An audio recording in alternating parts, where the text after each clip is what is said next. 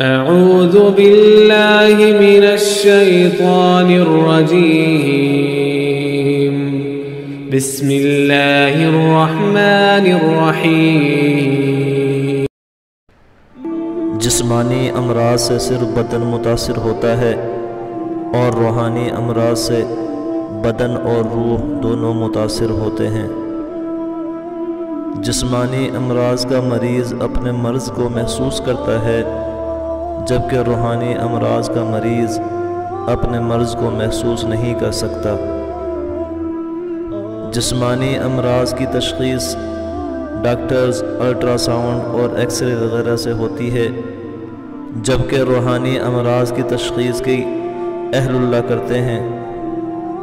جسمانی امراض کا علاج طبیب کرتے ہیں، جبکہ روحانی امراض کا علاج اللہ کے برگزیدہ بندوں کی صحبت میں بیٹھ کر ممکن ہے۔ جسمانی امراض پرہیز سے جاتے ہیں، جبکہ روحانی امراض کا علاج پرہیزگاری سے ہوتا ہے۔ جسمانی امراض کے نقصانات وقتی، عارضی اور دنیاوی ہوتے ہیں، جبکہ روحانی امراض کے نقصانات دنیاوی، اخروی اور ابدی ہوتے ہیں۔ دعا فرمائے دوستو اللہ رب العزت سے کہ اللہ رب العزت ہمیں دنیاوی اور اخروی دونوں نقصانات سے بچائے۔